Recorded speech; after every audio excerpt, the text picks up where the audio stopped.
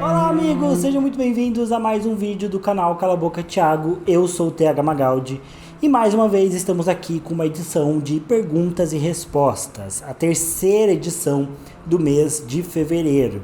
Lembrando que eu deixei um post lá na aba comunidade do canal para que vocês enviassem as suas principais dúvidas sobre o universo das Crônicas de Gelo e Fogo, Game of Thrones, House of the Dragon, e aí eu fui selecionando durante as semanas algumas das principais perguntas, das melhores dúvidas que vocês tiveram para responder aqui em vídeo.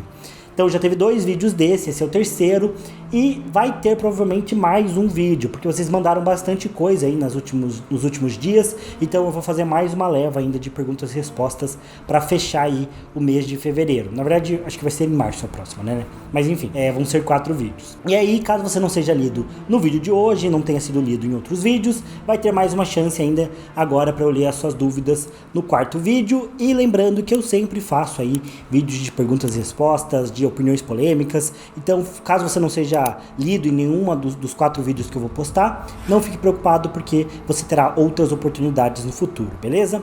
Então, sem mais delongas, vamos lá para as perguntas. Como eu começo todo vídeo com algumas perguntas dos membros lá da Patrulha do Cala Boca, que é o nosso grupo do WhatsApp para os membros do canal. Caso você queira participar, considere se tornar um membro aí do nosso clube. E o LV trouxe a seguinte dúvida: os 7 reinos de Westeros sempre tiveram uma identidade muito forte, representada por todos os milênios que tiveram enquanto nações independentes. Após o fim da rebelião do Robert, com a queda de Porto Real e o colapso da dinastia Targaryen, por que os 7 reinos não simplesmente se separaram e voltaram ao status quo de antes da conquista do Aegon? Afinal, como o grande John Amber disse, nós nos casamos com os dragões. Se os Targaryen, que foram responsáveis pela unificação de Westeros, estavam extintos como casa reinante, por que não desfazer essa unificação e permitir que cada reino seguisse seu próprio caminho? Primeiro, muito bem escrito a sua pergunta, ele vê, e ele até falou pra mim que ele achava que ele já tinha mandado essa pergunta em outro Perguntas e Respostas. Acho que sim, mas eu acho que é uma dúvida bem comum, então sempre vale a pena responder ela. E bom, eu acredito que foi porque, via de regra, numa unificação, os líderes, os governantes, os membros, né, da elite de um país que se unifica percebem que tende a haver mais recursos e mais benefícios de se manter como um reino unificado. Via de regra, eu acredito que em Westeros, você manter uma unificação traz mais renda de forma geral para o reino, traz mais poder, mais prestígio para a casa dominante. Então, se a gente parar para pensar, em especial o Robert, ele obviamente tinha todo o interesse em manter o reino unificado, porque aí em vez de ser rei só de Ponta Tempestade, ele era rei dos 7 reinos, ele governava sobre uma galera muito maior, ele teria muito mais renda para lidar, muito mais poder político, né, muito mais influência. De forma geral, esse poder ampliado em 7 vezes nesse caso, ele é muito mais chamativo para a maior parte dos governantes do que o poder mais regional, né? Então acredito que esse seja um fator muito importante. E vamos pensar que foi uma união de várias casas. Então a gente tinha os Baratheon, os Arryn, os Tully nessa unificação, os Lannisters entraram no final da rebelião. Então você tinha pelo menos 4 casas que de alguma forma se beneficiavam em manter todo o reino unificado, porque faziam parte da elite desse poder. Então para os Baratheon era bom, porque eles governavam sobre muito mais gente. Para os Lannisters, obviamente isso era muito bom, porque o grande sonho do Tywin era que a Cersei fosse rainha, não só das terras ocidentais, mas de todo o reino. Para ele era um prestígio muito maior. Os Arryn faziam parte dessa coalizão, e como mão do rei, o Jon Arryn também teria poder sobre todo o reino e não só sobre o Vale de Arryn, então para ele também era muito mais prestígio. E o Jon Arryn estava casado com uma Tully, então para os Tully também fazia sentido eles manterem essa coalizão. Eu não citei aqui os Stark, que fizeram parte da rebelião, foram talvez a casa principal da rebelião depois do Robert. Eu acho que o Robert foi a figura principal da rebelião, mas os Stark foram ainda mais importantes como casa, né? Mas os Starks, eu não vejo o Ned Stark tendo todo esse interesse em manter parte do reino. A gente sabe que uma vez que a coalizão foi formada, o Ned Stark voltou pro norte e ficou bem de lá bem de boa na dele, né? Não quis participar muito das intrigas e da briga pelo poder.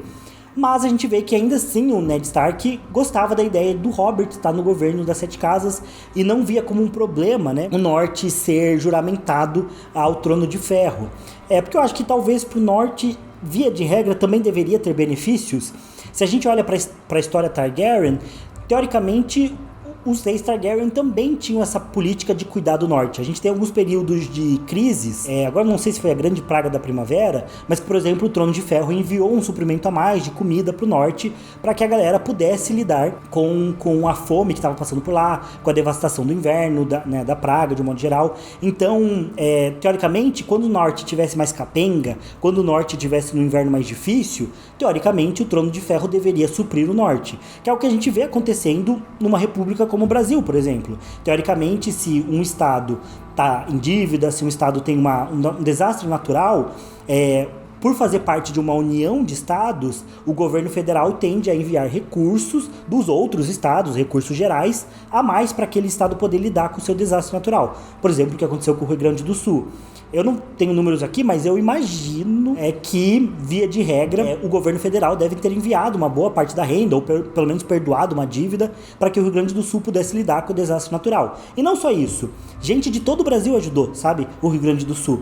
Por quê? Porque faz parte da União. Mesmo você não sendo do Rio Grande do Sul, você doou um dinheiro, você doou roupas, você doou água.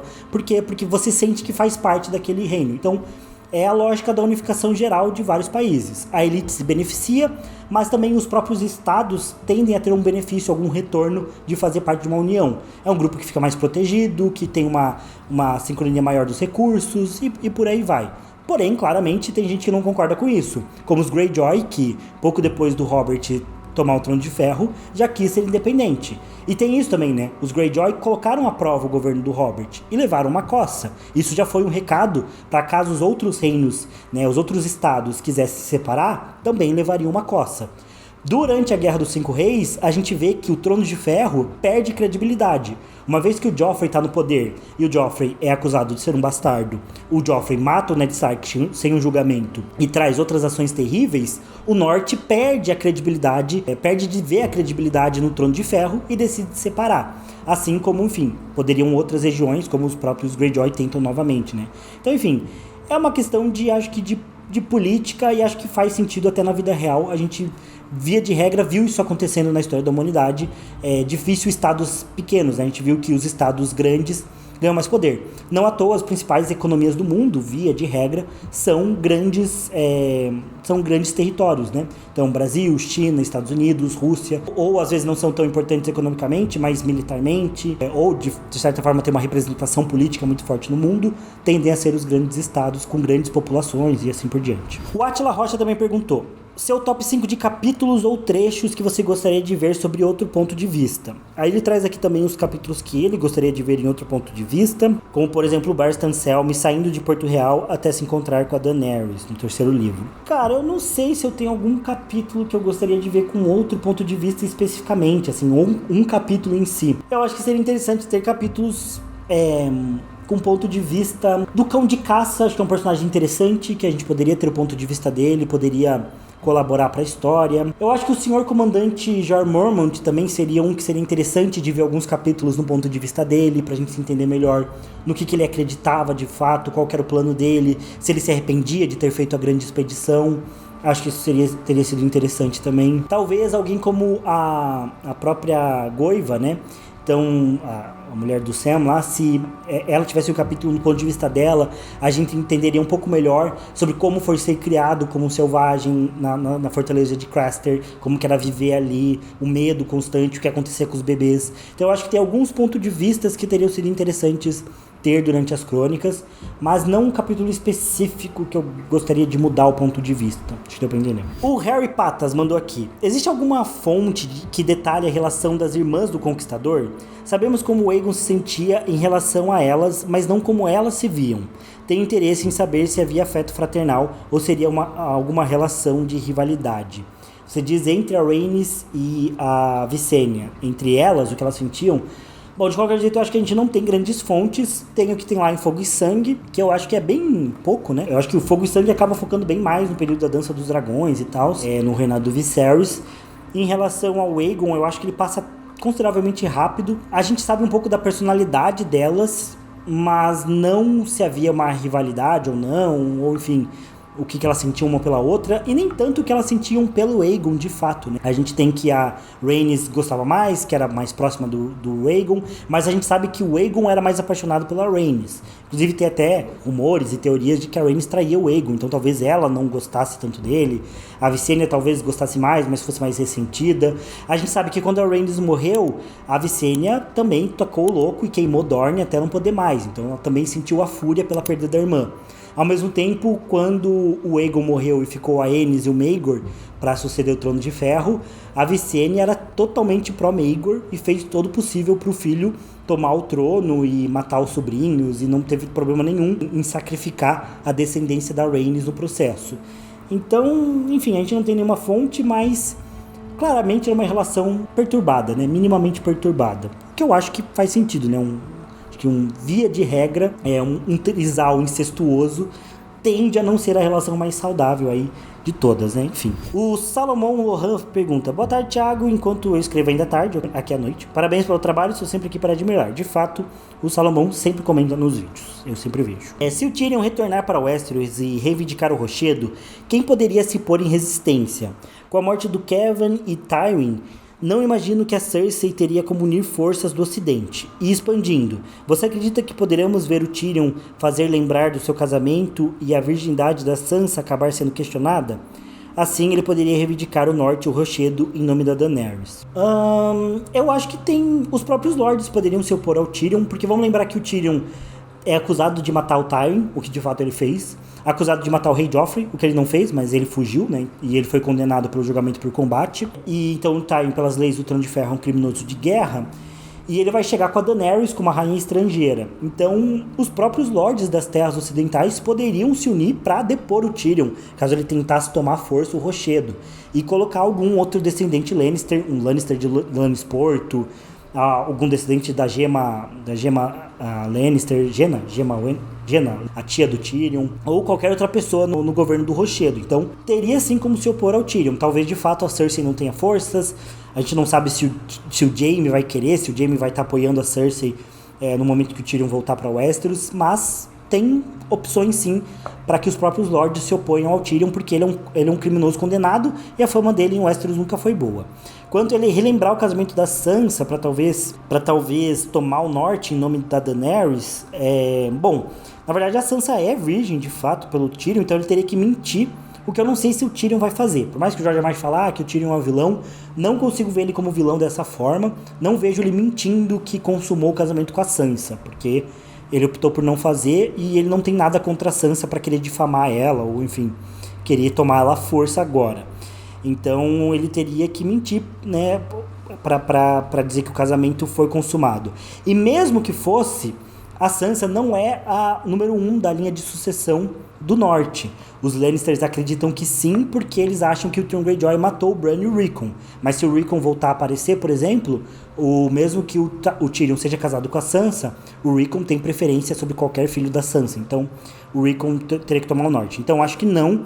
O Tyrion não vai tomar o norte em nome da Daenerys, nem fazer valer o casamento com a Sansa assim à força. O Niseg perguntou algumas coisinhas aqui, um texto grande, mas vou tentar de forma resumida. Primeira pergunta: o Alto Septão tem poder para legitimar um bastardo? Ou ele faz parte do processo? Não, então onde eu sei, só o rei legitima um bastardo, né, numa carta que ele envia e tal. O pai nobre do bastardo tem que pedir, e aí o rei legitima. 2. É necessário algum processo jurídico para obter títulos em Westeros? Pergunto porque, mesmo deixando de lado o fator emocional do rei Aegon III, ele parece amar a mãe dele, a Rhaenyra.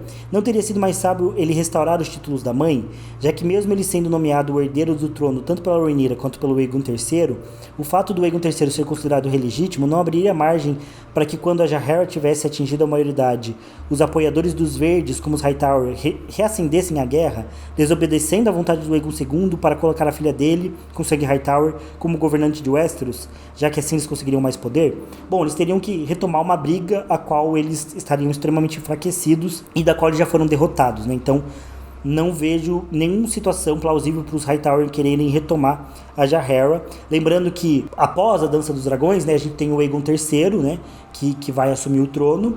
Ele é casado com uma das filhas, seria casado com uma das filhas do Aegon II, mas ela acaba morrendo antes deles conseguirem casar. Agora, eu acho que a sua pergunta ficou um pouco confusa, porque você diz que o Aegon III deveria retomar os títulos da Rhaenyra, mas depois fala que se ele fizesse isso seria perigoso, porque uma vez recolocando a Rhaenyra na linha oficial de reis e rainhas de Westeros, isso daria chance para Jaehaera poder ser coroada. Eu acho que o ponto principal é que a gente não sabe o que aconteceu de fato, porque Fogo e Sangue termina com o final da regência do Aegon III. Então ele não era rei ainda, quer dizer, ele já era rei, mas ele não tinha poder total ainda para governar quando o Fogo e Sangue termina. E a gente não sabe o que ele fez, de fato, né, com detalhes, após o período do reinado dele de fato começar. Pode ser que o Aegon III tenha restabelecido a Rhaenyra como rainha oficial de Westeros, dando esse título para ela, mas que algum rei após o Aegon III tenha tirado de novo esse título, achando que isso seria perigoso porque incentivaria filhas a clamarem pela coroa também. Talvez até um próprio Daemon II, que trouxe Dorne para Westeros, talvez tenha achado melhor tirar a Rhaenyra da linha oficial de sucessão dos reis Targaryen, porque uma vez com Dorne dentro do reino, talvez se questionasse mais do direito de nascença da mulher, porque em Dorne as mulheres podem herdar e tal. Então, enfim, a gente não sabe porque a gente não tem a parte 2 de Fogo e Sangue, que traria e responderia alguns desses detalhes pra gente. Pode ser que, de fato, o Aegon III tenha colocado a Rhaenyra na linha oficial de reis Targaryen e depois outro rei tenha tirado ela. Lembrando que se você pega tanto Fogo e Sangue, quanto o Mundo de Gelo e Fogo, quanto o primeiro livro das Crônicas, que trazem a linha oficial de reis Targaryens, a sucessão oficial de reis Targaryens, o Aegon II que está listado como rei e não a Rhaenyra. Então é daqui que vem a pergunta do Nisek. Ele também perguntou o que aconteceria se a Rhaenyra não tivesse cometido adultério. Ela teria sido rainha, eu acho. Eu acho que o adultério, mesmo que os verdes quisessem conspirar contra a Rhaenyra, eu acho que o fato dos filhos dela não serem legítimos foi um fator moral fundamental para justificar um golpe de Estado contra ela. Se ela não tivesse cometido adultério, ou pelo menos se ela não tivesse feito de forma tão escancarada, com 3 filhos, né, não tendo ali os traços valerianos clássicos, eu acho que teria tido muito mais chance de, mesmo os verdes tentando conspirar contra ela, ela conseguir o poder. E vamos pensar, se a Rhaenyra não tivesse filhos, quem ia governar depois dela seria o Aegon II. Então, talvez fosse mais fácil os verdes, sem a Rhaenyra ter filhos, já que o Laenor era gay, por exemplo, sem a Rhaenyra ter filhos com Laenor, talvez fosse mais fácil os verdes deixarem ela ser coroada e arranjar um assassinato para a Rhaenyra, para que o Aegon II assumisse o trono de forma mais natural. Então, isso teria sido mais fácil. E aqui ele também pergunta qual a explicação que o Ned deu para o Robert sobre como a Lyanna morreu. Porque o Robert, sendo apaixonado pela Lyanna, com certeza perguntou detalhes para o Ned, e a narrativa em Westeros parece ser de que ela morreu em decorrência de abusos. Porém, a Lyanna morreu depois do Rhaegar, então não teria sido essa ser a causa da morte dela. Fora que o Ned diz ao Robert que ele conversou com a Lyanna antes de morrer, então ela também não poderia dizer que já encontrou ela morta quando chegou lá. De fato, eu não sei a resposta para isso, acho que a gente só pode especular. Talvez aqui a gente tenha um furo de roteiro da história. Teoricamente, quando o Ned Stark vai para a Torre da Alegria, ele tá brigado com o Robert, quando ele vai resgatar a Lyanna. E se o George R. R. Martin tivesse só deixado essa ideia da briga, talvez a gente pudesse pensar que o Ned nem contou pro Robert como a Lyanna morreu, só informou de uma forma bem seca que ela estava morta e voltou pro norte. Porém, o Martin deixa muito evidente na história, reforça muito que a morte da Lyanna fez com que o Ned voltasse para Porto Real e ali ele se reconciliou com o Robert. Então ele deixa claro que houve esse retorno do Ned para Porto Real para reconciliar com o Robert e provavelmente eles conversaram sobre a Lyanna ali. Então, de fato, pode ser um furo da história. Talvez o Ned tenha falado que o Rhaegar deixou uma instrução de matar a Lyanna caso ele não voltasse. Talvez ela tenha ficado mal pelos abusos, estava muito doente. E aí, quando o Ned chegou, ela estava para morrer já, em decorrência dos abusos, mas que ela ficou mal por um tempo. Talvez uma doença venérea mesmo, ou enfim, talvez um tipo de sangramento que quando o Rhaegar foi embora, ela ainda estava viva, mas em decorrência dessa violência ela acabou falecendo. O texto não é claro, acho que a gente só consegue especular. Mas assim, é um pequeno furo na história, talvez. Não um furo que atrapalhe, mas que a gente pode questionar se o Martin não deveria ter pensado numa solução melhor. Ou se a ideia foi deixar dúvidas mesmo, né? Porque toda mentira deixa alguns rastros, então talvez o Martin... Bom, aqui eu já tô passando pano pro Martin, né? Mas talvez seja essa ideia de que ele nunca corrigiu esse erro, porque de fato as mentiras costumam deixar rastros e mesmo na ficção talvez ele queira ter dado essa ideia de que o Ned Stark não contou realmente o que aconteceu, mas o ódio do Robert era tão forte contra o Rhaegar que ele preferiu ficar cego e nem se questionou sobre como ela morreu, só colocou toda a culpa no Rhaegar e pronto, e é isso. Não pensou em outra possibilidade por conta do ódio. O Gabriel Matos perguntou: talvez eu não tenha percebido algo, mas será que era necessário Tywin mandar matar a Elia Martell e os filhos dela? O propósito dele era mostrar ao Robert lealdade. Mas e se o Robert ficasse incrédulo com aquilo como o Ned ficou? Uma coisa é o Robert odiar o Rhaegar e os Targaryen, outra não se importar com a matança de crianças inocentes. A minha dúvida é, como Tywin saberia que ele também não se importaria com a vida da esposa e dos filhos do Rhaegar? Seria muito curioso se o Robert reagisse como Ned.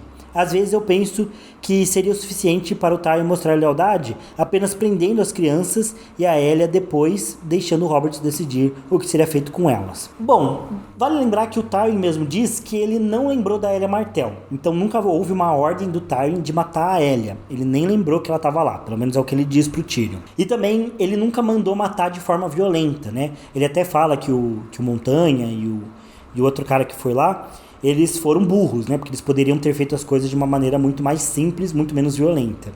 Então a ideia do Tywin não era chocar de uma forma tão chocante quanto foi. Agora, eu acho que ele sentia que era necessário mandar matar as crianças porque era uma forma também de impedir que houvesse qualquer possibilidade de voltar atrás. Não pensando no reinado do Robert, mas pensando nele próprio. No momento em que o Tywin decide que ele vai ficar contra a casa Targaryen, eu acho que ele decide fazer de uma forma que não haja como voltar atrás. Então, e se ele deixasse as crianças vivas e alguém conseguisse convencer o Robert a manter as crianças vivas e mandá-las para Essos? Para os Lannisters isso seria um risco, porque vai que essas crianças voltam com um exército e aí parte do reino decide apoiar essas crianças que voltaram e aí a gente tem um inimigo contra a casa Lannister. Vamos matar logo de uma vez. Sem contar que isso passava exatamente a mensagem que o Tywin queria passar, que era de que ele tinha abandonado completamente a casa Targaryen e que não seria possível questionar isso porque ele matou os herdeiros Targaryen. E acho que o Tywin não é um cara que costuma fazer as coisas no meio termo, sabe? Ele é um cara que vai pro tudo ou nada. Então acho que foi o caso aqui. E eu acho que ele sabia que o Robert não ficaria tão bravo, porque eu acho que o ódio do Robert era bem famoso contra o Rhaegar. Um ódio, como eu falei na pergunta passada, que cegava o Robert, então eu acho que ele contava com isso. E também ele sabia que se o Robert tinha qualquer pretensão de ser rei, e eu acho que isso já era discutido ali, não poderia haver herdeiros Targaryen. Então ele sabia que o Robert iria perdoar porque ele teria eliminado herdeiros que seriam inimigos naturais do Robert. Então eu acho que o Tywin de fato jogou os dados, arriscou, apostou e acabou ganhando a aposta, né? Mas nem ele próprio quis que as coisas fossem de uma forma tão violenta e tão absurda quanto aconteceu. Mas de qualquer jeito ele é culpado porque ele bem conhecia, né? O Montanha, sabia da violência dele e né, sabia que esse dano colateral era uma possibilidade. O Husky Musk perguntou: você acha que a Dany vai conseguir usar o berrante de dragão do Victarion? Assim ela poderia controlar os 3 dragões ao invés de somente o Drogon. Bom, Husky Musk, putz, eu não sei, sinceramente eu não sei. Porque o Victarion, que tem o berrante, ele quer casar com a Daenerys. Então vamos ver como o jogo esse quebra-cabeça é complicado. O Victarion tem o berrante e ele quer casar com a Daenerys. Supondo que o berrante funcione, ele provavelmente não iria entregar o berrante assim pra Daenerys de mão beijada. Acho que ela ter o berrante viria com a condição deles se casarem. E eu não vejo, em hipótese alguma, a Daenerys casando com o Victarion. Acho que não faria nenhum sentido. Então, ainda mais que ela acabou de passar por um casamento que ela não quis, já foi obrigada a isso. Acho que a Daenerys não vai mais se casar na história, porque ela entendeu que isso não tá jogando ao favor dela. Então não vejo ela se casando com o Victarion. Ela vai tomar o berrante à força do Victarion? Pode ser, mas o George R. R. Martin levou o Victarion até Essos só pra Daenerys matar ele e tomar o berrante à força? Acho difícil. Isso considerando que o berrante funcione, né? A Daenerys em si não pode tocar o berrante porque a princípio quem toca o berrante morre. Talvez ela possa tocar porque ela tem sangue de dragão, a valeriana. Talvez seja um sinal de força ela fazer isso. Pode ser.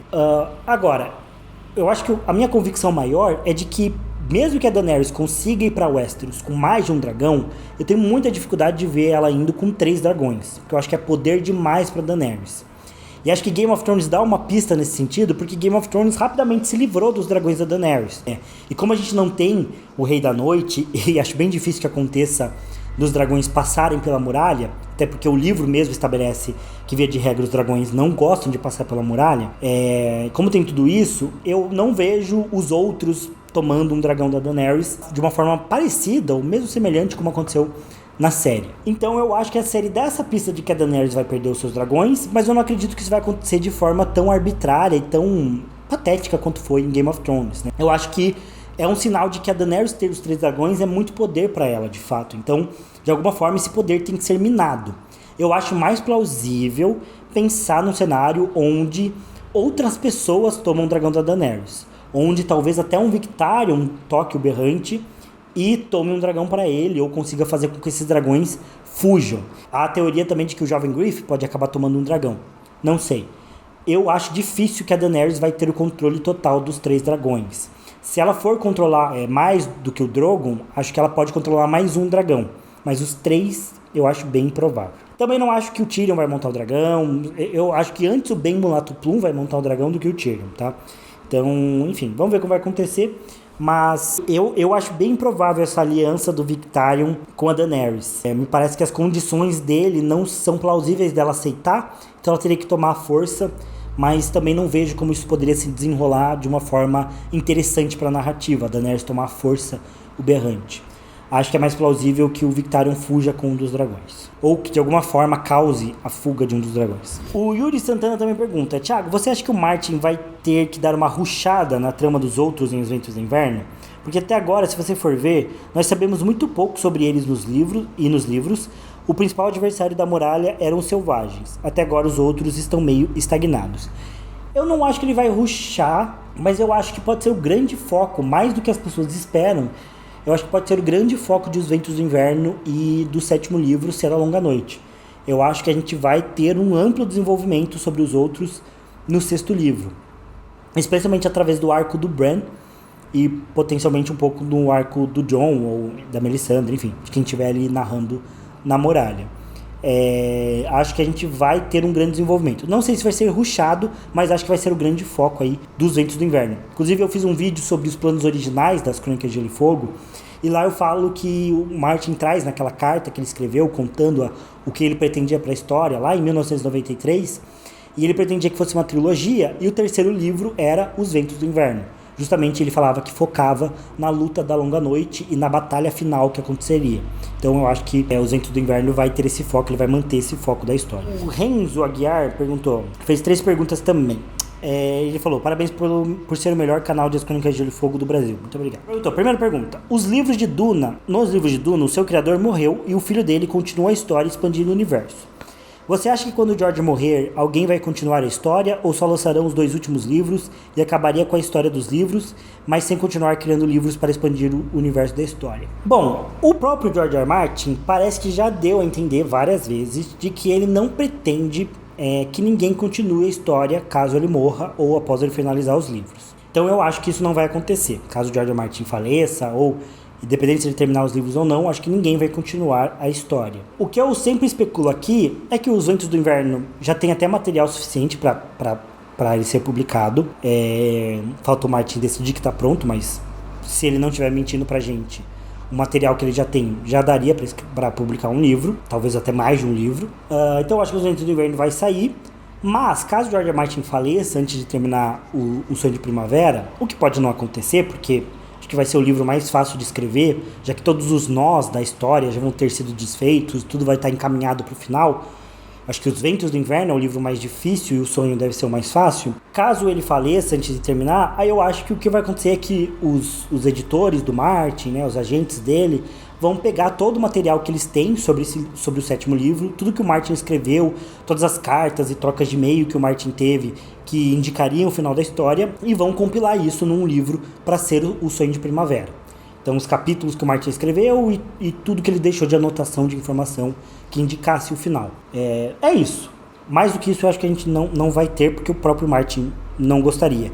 E se você fosse escritor, você gostaria que outra pessoa pegasse sua obra e depois continuasse? Eu, particularmente, não gostaria. Segunda pergunta. Você acha que os 5 fortes de Ti terão um papel relevante em Os Ventos do Inverno, até mesmo em O Sonho de Primavera? Não. Acho que só vai ver a Longa Noite através de Westeros. Como que você acha que os outros surgiram? Já tem um vídeo sobre isso aqui no canal, mas de fato a gente tem pouca informação sobre isso. Mas só você procurar sobre White Walkers, Cala a Boca Thiago, você vai achar. Talvez eu tenha que atualizar esse vídeo, inclusive, que ele já faz um tempo que eu postei. Quarta pergunta, por que o 5º livro das crônicas se chama Dança dos Dragões, sendo que a Guerra Civil de mesmo nome aconteceu aproximadamente 200 anos antes da história começar? Porque aqui a gente tem um erro da tradução. Duas coisas, na verdade. A gente tem um erro da tradução que traduziu a Dance with Dragons, ou seja, uma dança com os dragões, que era para ser o título, que é o título do 5º livro em inglês. Eles traduziram para Dança dos Dragões, sendo que a Guerra Civil Targaryen é a Dance of Dragons, ou seja, a Dance of Dragons, Dança dos Dragões, e o 5º livro se chama A Dance with Dragons, uma dança com dragões. Então a tradução brasileira que deu uma errada aí e acabou confundindo as coisas. Não confundindo, né, mas deixando igual as duas ideias.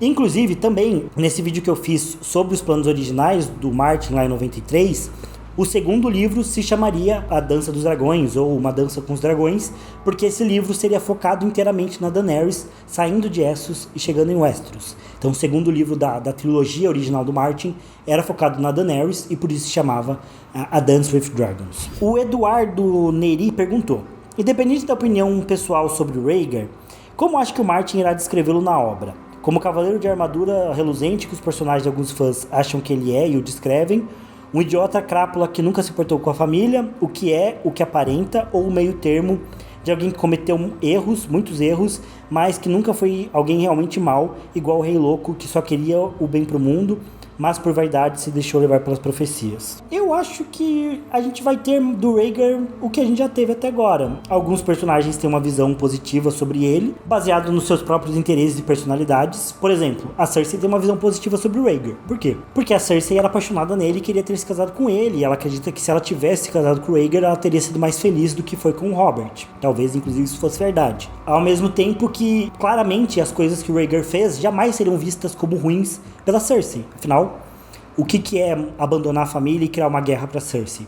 A Cersei mandou matar os filhos bastardos do Robert. Claramente ela não se importaria. Então, a gente tem personagens que têm visões sobre o Rhaegar baseadas nas suas próprias convicções, nas coisas que eles próprios não acreditam. O Barristan se sente muito culpado por ter trocado os Targaryen para ir pro Robert, por ter sido abandonado pelo Joffrey, né, como membro da Guarda Real, expulso por ele, e talvez por não ter feito algo a mais para impedir a guerra de acontecer e não ter protegido melhor, né, a casa Targaryen, cumprido melhor seu dever. Então ele tinha uma visão cavaleiresca, porque o Barristan olha o Rhaegar como cavaleiro. Por Barristan, o Rhaegar é o príncipe, o cavaleiro, que era muito bom em justas, que tocava harpa, que era um cavaleiro muito poderoso, mas que tinha essa coisa meio suave também, de ter um lado meio poético. Ele vê os Targaryen dessa forma. O próprio Barristan não tem palavras de muito ódio pro Rei Louco, por exemplo. Fala que ele era louco, mas sempre com muitos, mas, né, e assim, veja bem, né, sempre passando aquele pano para os Targaryen. Então, enfim, acho que a gente vai continuar tendo isso, as visões dos personagens de acordo com o que eles sentem, né? O Jaime também vê o Rhaegar como símbolo do que ele deveria ter protegido e símbolo do que ele deveria ter sido como cavaleiro, de certa forma, né? Também não se importando muito com os erros que o Rhaegar cometeu, não questionando muito isso. O meu ponto é que a gente, como leitor, tem todas essas visões e tem as visões além disso, né? Então a gente tem muito mais para criar uma imagem do Rhaegar do que os personagens têm das suas visões limitadas. Mas eu acho que a gente não vai ter muito mais do que isso. Mesmo que a gente tenha visões do Rhaegar com o Bran e potencialmente com a Daenerys, eu acho que vão ser pinceladas assim que não vão ajudar a descrever muito o caráter dele. Talvez o que ele sentia de fato pela Lyanna, né? E como aconteceu o relacionamento deles. Se foi um abuso e um sequestro, ou se foi realmente algo romântico. Isso eu acho que a gente deve ter revelado. Mas mais do que isso, acho que a gente vai ter mais do mesmo, né? As visões limitadas de alguns personagens. E a gente, como leitor, vai ter que olhar pro todo e saber enxergar o todo. E não só pequenas partes do que os personagens veem. Essa é a minha opinião. A Ju Calisto perguntou: Thiago, essa é uma pergunta que queria saber sua opinião e adoraria te ver respondendo. Ok, vamos responder. Qual o seu trecho favorito descrevendo comidas em As Oiafes dos livros? Meu trecho favorito, eu acho que eu já falei algumas vezes na live, mas é bem besta. Lá no primeiro livro, quando a Catelyn e o Sir Roderick Cassel estão voltando de Porto Real, eles param ali na estalagem da Encruzilhada, onde a Catelyn vai mandar prender o Tyrion. E pouco antes do Tyrion chegar para causar confusão, a Catelyn e o Sir Roderick iam comer carne no pão e cebolas assadas. E acho que pelo contexto da cena parece muito gostoso, né? Porque eles estão viajando, tá chovendo, eles estão com frio, eles estão cansados. Aí eles entram na estalagem, tem carne em abundância no pãozinho quentinho feito na hora, com cebola. Eu gosto muito de churrasco, eu gosto muito de pão. Então, enfim, pra mim é uma combinação basicamente perfeita. Se tivesse uma coquinha ali, nossa, era bom demais. Agora me deu fome. O Ítalo Souza perguntou: Thiago, o planeta na qual está localizada nosso vício diário é redondo? Levando em conta que se o mapa na qual conhecemos podemos ter partes dos continentes mais próximas do que imaginamos? Sim, o mundo é redondo, pelo menos é isso que está descrito em O Mundo de Gelo e Fogo e em Fogo e Sangue. Inclusive, no dia que esse vídeo sair, eu já vou ter postado um vídeo sobre o continente perdido de Westeros. E ali eu falo bastante sobre a explicação do porquê que o mundo das crônicas é redondo, o que os mestres dizem sobre isso, e até mesmo o tamanho do mundo, e se existe ou não um continente entre Westeros e Essos. Então vejam esse vídeo, é o último que saiu na quinta-feira mesmo, sobre esse assunto. O J.B. Toreb perguntou, espero ter falado seu nome certo: com a conquista de Porto Real pelo jovem Griff e Arianne, você acha que o fim da Cersei pode ser análogo ao da Elia? A rainha viúva deixada para morrer brutalmente com os 2 filhos restantes seria uma baita vingança para os Martell. Bom, JB, eu acho que vai ser difícil isso acontecer por alguns motivos.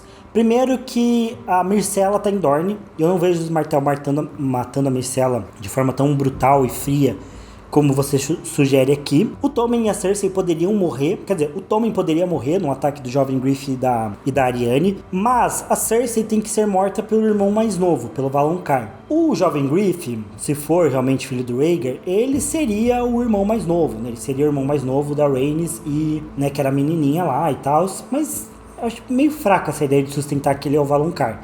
Mais provável que seja o Jaime, o Tyrion ou o próprio Victarion Greyjoy, que também é o irmão mais novo. Então não vejo a Cersei sendo morta pelo jovem Griff e pela Arianne Martell. Poderia acontecer um ataque do jovem Griff e da Arianne Martell, que eles matassem o Tommen, a Cersei surtasse, mandasse queimar a cidade, e aí fugindo da cidade ela encontrasse o Jaime matasse ela. Acho que esse é um cenário mais plausível.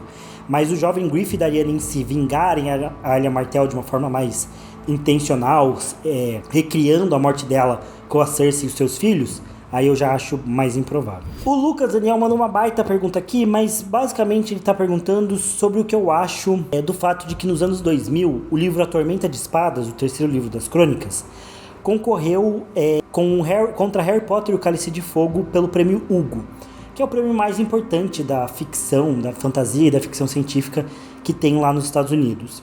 E A Tormenta de Espadas perdeu. Aí ele fala aqui: acredito que a derrota pode ser atribuída ao fato de que na época Harry Potter fazia muito mais sucesso do que as crônicas.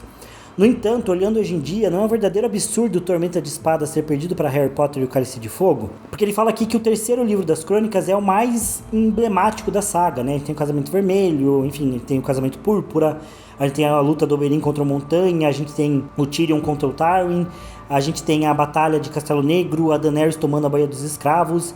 Enfim, a gente tem um monte de coisa. A Lysa Arryn no final confessando, né, o crime que ela cometeu contra o marido. Então, enfim, de fato, A Tormenta de Espadas é o livro mais emblemático das Crônicas de Gelo e Fogo. Eu particularmente gosto mais da Dança dos Dragões, mas entendo que o terceiro livro é o que traz os momentos mais chocantes, mais épicos da saga. E de fato, Harry Potter e o Cálice de Fogo tá longe de ser o meu favorito de Harry Potter. Então, assim, acho que olhando em retrospectiva, sim, é um absurdo o Harry Potter e o Cálice de Fogo ganhar de A Tormenta de Espadas. Talvez seria absurdo qualquer livro de Harry Potter ganhar de As Crônicas de Gelo e Fogo em questão de qualidade.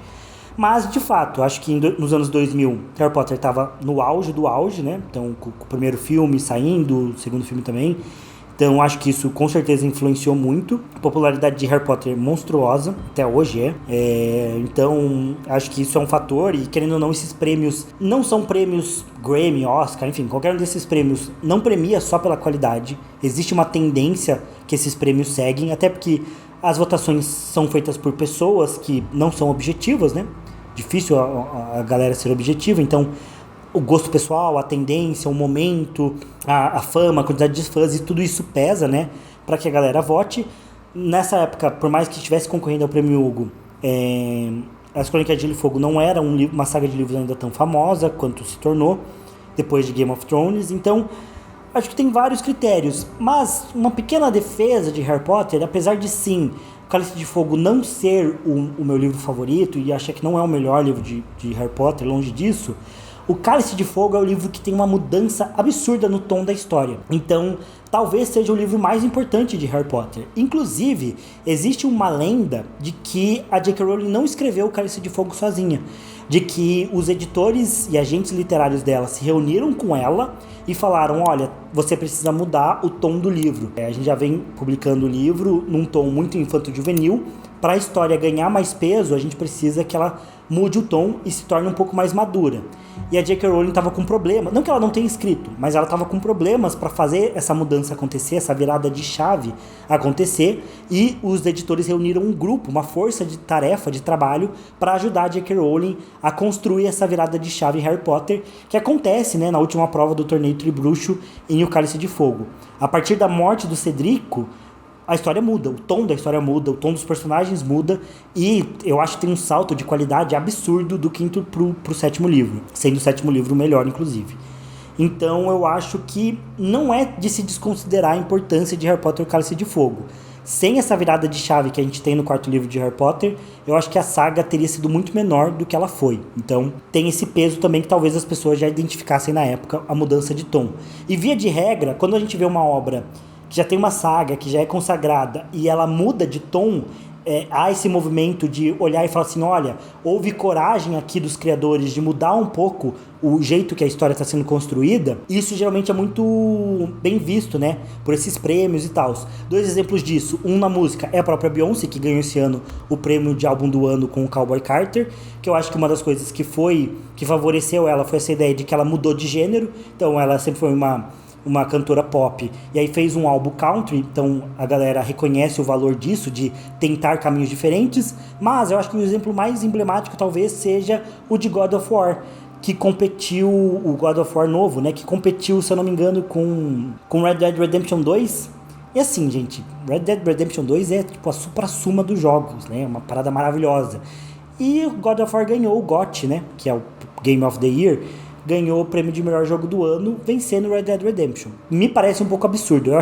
Eu acho o novo God of War um jogo bem mais chato que a trilogia original, e acho que é uma espécie de cópia nórdica de The Last of Us, o mesmo conceito de The Last of Us. Então, eu acho que Red Dead mereceria muito mais. Porém, God of War teve essa sacada de mudar o gênero, mudar a jogabilidade, mudar o direcionamento da história, trazer uma visão nova sobre os personagens, que eu acho que, de modo geral, a comunidade sempre reconhece esse valor de quem tenta mudar, quem tenta trazer algo novo para uma saga já consagrada. O Goldenstein perguntou, olhando o que se fala sobre a história das casas, me parece que o mundo das crônicas parou no tempo no sentido de desenvolvimento industrial comparado com o nosso. Existe alguma razão pela qual nesse universo eles continuam vivendo em um mundo medieval? Eu acho que tem 2 coisas que a gente precisa considerar. Primeiro é a presença de magia dentro da história. Já que eu citei Harry Potter, né? Em Harry Potter a gente vê esse mesmo fenômeno, que os bruxos também pararam num período meio medieval, que foi quando a comunidade mágica se reuniu. E a partir dali, eles pararam de viver em contato mais direto com os trouxas, e estabeleceram a cultura deles a partir disso, e eles não evoluíram mais tecnologicamente. O estilo de roupas, o estilo de arquitetura é tudo medieval. Por quê? Porque eu acho que a magia tira um pouco dessa necessidade de um avanço mais industrial, né? É um trope comum da ficção, essa coisa da magia versus o avanço científico, né? Um critério disso talvez até mesmo seja o Senhor dos Anéis, em que a gente tem o Saruman, que tenta industrializar ali a criação dos orcs, que é visto como uma coisa ruim na ótica de Senhor dos Anéis, né? Essa industrialização forçada, a quebra da tradição do mundo natural. Magia tem muito mais a ver com o mundo natural, e o que é industrial não tem a ver com o mundo natural, até um rompimento com o mundo natural. Então, essa ideia de magia e indústria geralmente são um pouco opostas. Obviamente a gente tem histórias que trabalham os dois conceitos de uma forma harmônica, mas é um conceito tradicional da fantasia, a oposição de magia com evolução industrial. Em próprio GOT, né, os Filhos da Floresta não desenvolveram armas mais eficientes porque eles tinham magia. Por que eles vão desenvolver super armas se eles têm magia? Valíria, por outro lado, conseguiu manter a magia dos dragões e se desenvolver de um nível absurdo. Mas isso gera o quê? Catástrofe. É como se a queda de Valíria fosse um sinal de que eles estavam indo longe demais com a indústria, com a magia deles. Eles estavam pecando contra a ordem natural. Obviamente isso não é explícito na história, mas é uma interpretação que a gente pode ter. Já o outro lado é que a gente pode pensar também que o jeito que a nossa sociedade evoluiu, parando para pensar da antiguidade clássica, da pré-história, para a idade medieval, para o período moderno, contemporâneo, essa evolução que a gente fez de um nível industrial e como a gente evoluiu, não é a única forma, e até melhor dizendo, a forma como o Ocidente evoluiu na história, não necessariamente é a única forma, não necessariamente é a melhor forma de se desenvolver. Sair da era medieval para o tempo contemporâneo trouxe muitas melhorias de vida absurdas, mas não necessariamente a gente fez tudo da melhor forma possível. Uma das coisas que a gente tem visto hoje em dia é a perda do senso de comunidade. Hoje as pessoas são cada vez mais individualistas. Isso se dá também por conta do desenvolvimento. Então nem tudo foi bom. Obviamente não quero voltar para a Idade das Trevas, né? Que inclusive é um nome dado pelos iluministas para fazer parecer que o período deles era melhor do que o período passado. Por outro lado, a gente teve muitos avanços na Idade Média que se mantém até hoje, como por exemplo bancos. Bancos é uma invenção da Idade Média, as universidades também. Várias universidades fortes do mundo foram criadas na Idade Média, enfim. A nossa forma de se desenvolver como sociedade não necessariamente é a única forma e não necessariamente é a melhor forma. Inclusive, se a gente recomeçasse a humanidade, talvez a gente fosse para um caminho totalmente diferente. E é bom da gente pensar isso porque na antropologia a gente nunca vê uma ideia de uma sociedade mais avançada do que a outra. Isso é um discurso geralmente de conquista, né? O conquistador chega e fala: minha sociedade é mais avançada que a sua, vou levar a civilização. Mas levar a civilização significa geralmente explorar aquelas terras, matar todo mundo que se opõe e impor a sua própria cultura à força. Acho que isso não é necessariamente uma evolução. De fato tem um ganho industrial, mas esse ganho industrial também gera guerras, gera problemas econômicos, gera morte em massas. Foi só com a indústria que a gente foi ter Primeira e Segunda Guerra. Primeira e Segunda Guerra também são reflexo direto dessa industrialização em massa que trouxe vários problemas para o mundo, porque trouxe uma exploração de recursos e de pessoas absurdas que também levou a muitas guerras.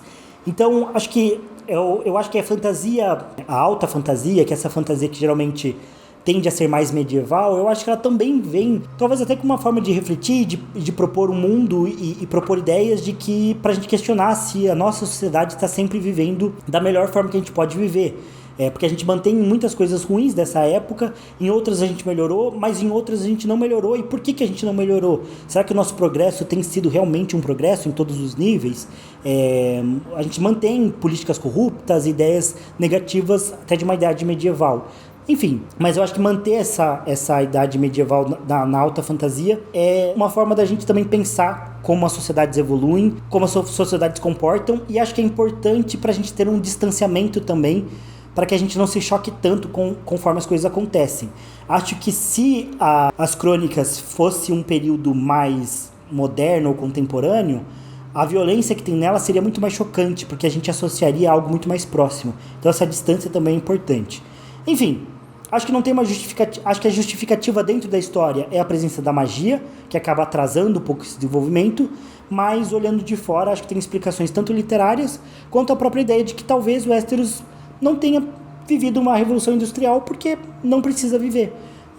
Ela já estava no auge da sua evolução sem ter uma revolução industrial. Isso não torna a Westeros necessariamente menos evoluída. Assim como a gente tinha, quando os portugueses e os espanhóis chegaram na América, a gente tinha impérios aqui, nativos, que eram extremamente desenvolvidos em vários sentidos e que foram destruídos porque militarmente o europeu era mais desenvolvido em questão de poder de armas, mas talvez a cultura daqui tivesse coisas muito melhores do que os europeus tinham, né? Então, enfim, também dá para se questionar o que é o progresso e o que não é. Enfim, quando a gente vai fazer faculdade de História, uma das primeiras matérias que a gente tem é Antropologia, que ensina a gente a pensar mais ou menos dessa forma. Só para explicar de onde vem tudo isso. A Nanda Medeiros perguntou: pergunta pessoal, com qual criador de conteúdo nacional você tem muita vontade de fazer uma collab? Acho que a resposta mais fácil, mais óbvia é Mikan, que eu tive o prazer de encontrar lá na CCXP e que foi quem me inspirou realmente a amar esse universo das crônicas e até foi uma inspiração muito grande para começar a produzir conteúdo. Mas não sei, assim, eu acho que tem vários criadores de conteúdo que eu admiro, que eu gosto bastante. Desde o Eiichir, que é um criador talvez não tão mainstream assim de videogames, mas que eu acompanho desde 2013 e foi super importante em vários momentos da minha vida, até alguém mais mainstream como o Alan Zoka, que eu adoro, ou quem talvez seja a minha grande referência em criação de conteúdo e simpatia, que é o Casimiro. Mas não sei o que eu falaria com ele, então, de futebol americano, provavelmente.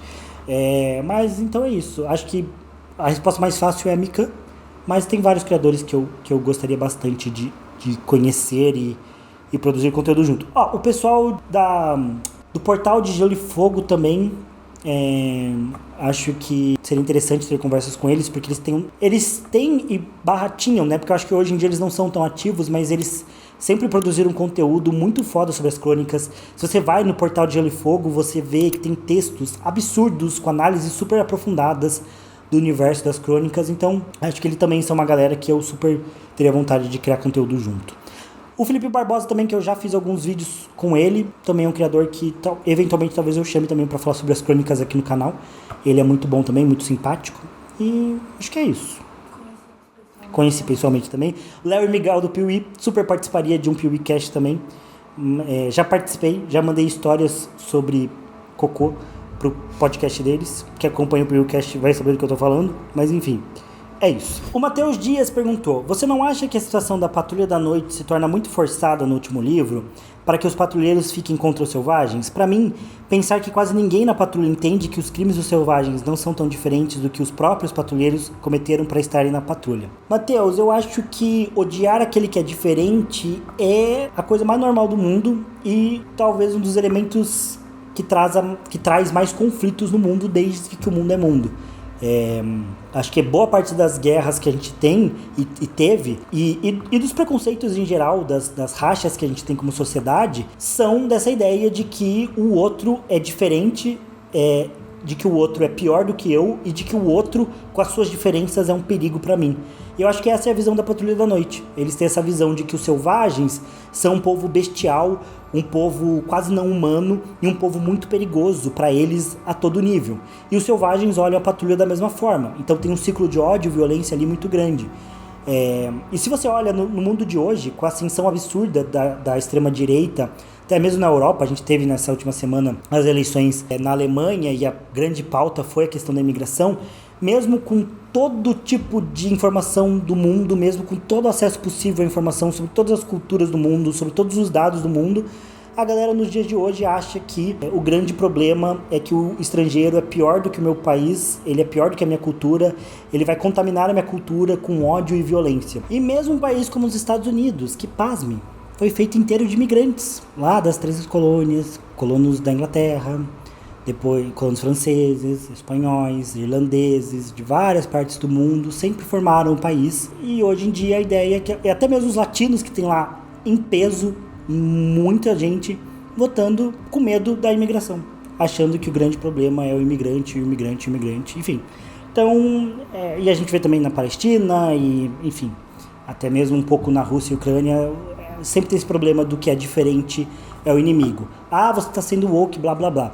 Entra lá no blog do George R. Martin e veja o post que ele fez antes da eleição do Trump, onde ele fala justamente sobre como os Estados Unidos é feito de imigrantes e que é um absurdo e um desrespeito ao próprio conceito da fundação da América, a ideia de se ter medo de imigrantes e votar contra imigrantes. Tá lá, o texto do Martin, ele é super politizado, faz parte dele, faz parte da história dele. Acho que os selvagens são um exemplo disso, de como você não conhecer o outro, você cria diferenças, vão criando discursos e narrativas de que o outro é bestial, ele é monstro, ele é não humano e a gente odeia ele porque ele é muito diferente da gente. Tem uma frase que diz que a gente odeia tudo que a gente não conhece.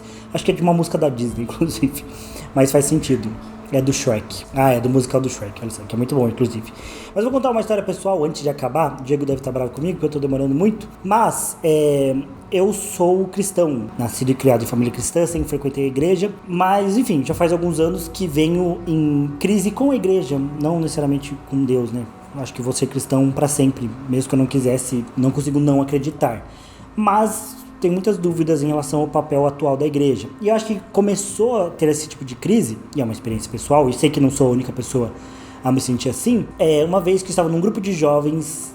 Não foi a primeira vez que a crise veio, mas para mim é emblemático também por isso, que o cara que cedeu a casa e que estava estava liderando ali o grupo de discussões e tudo mais, ele falou a seguinte frase: porque a gente sabe que é muito difícil amar um homossexual. E aí eu estava lá sentado ouvindo aquilo e eu pensei que eu estava, acho que no segundo ano da faculdade de História, e um dos meus amigos do meu grupo era gay. E eu já tinha convivido com várias outras pessoas gays e não achava nem um pouco difícil amar ele como pessoa.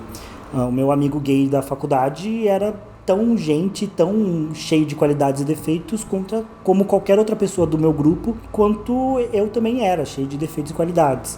E o que me marcou foi o despertar de pensar, cara, ele tá falando isso, ele tá falando que é difícil amar uma pessoa gay, porque ele nunca falou com uma pessoa gay. Ele nunca deve ter convivido de fato com uma pessoa gay para saber que ela é totalmente normal, como qualquer outra pessoa. E você vai ter dificuldades ou facilidade de amar ela como você teria com qualquer outra pessoa. E eu percebi, como é que ele tá falando aqui sobre como a gente deve se comportar com uma pessoa gay, sendo cristão, se ele nunca nem teve que lidar ou conviver com uma pessoa gay. Para ele, uma pessoa gay é uma pessoa mítica, de um outro universo, né, cheio de preconceitos dele. Então, pra mim, foi uma quebra de como o discurso não faz sentido se você não convive com as pessoas. E os preconceitos são muito fortes. E eu acho que isso ressoa claramente na história da Patrulha, porque o Jon Snow quer salvar os selvagens porque ele viveu com os selvagens. O Jon Snow quebra o ciclo de ódio e de preconceito da Patrulha porque ele é obrigado, por forças maiores, o que aconteceu, a viver como selvagens, a partilhar comida com os selvagens, a dormir com os selvagens, a se relacionar com os selvagens, a ver que os selvagens não eram tão ruins quanto as histórias da Velha Ama e as histórias da Patrulha davam a entender. E ali ele percebeu que ele tinha que encontrar uma outra solução para os selvagens que não fosse só o ódio e a violência que a Patrulha vinha promovendo ao longo dos anos através desse discurso de preconceito e violência. Então, conviver com o outro é fundamental para evitar esses discursos que o Matheus traz aqui, que parece forçado para ele, mas que é a coisa que mais acontece hoje em dia com a maior parte das pessoas. Via de regra, os discursos de preconceito são baseados em você não conhecer o outro e ver nas diferenças não uma coisa boa, mas uma coisa negativa, violenta, agressiva e monstruosa. Então, acho que na verdade é bem coerente, talvez uma das coisas mais coerentes das crônicas. Mas é isso, pessoal, o vídeo de hoje vai ficando por aqui. Não se esqueça de deixar o like e se inscrever no canal caso vocês ainda não sejam inscritos. Lembrando que a gente vai ter mais um vídeo aí de perguntas e respostas na semana que vem. No mais é isso, valeu, falou, até mais.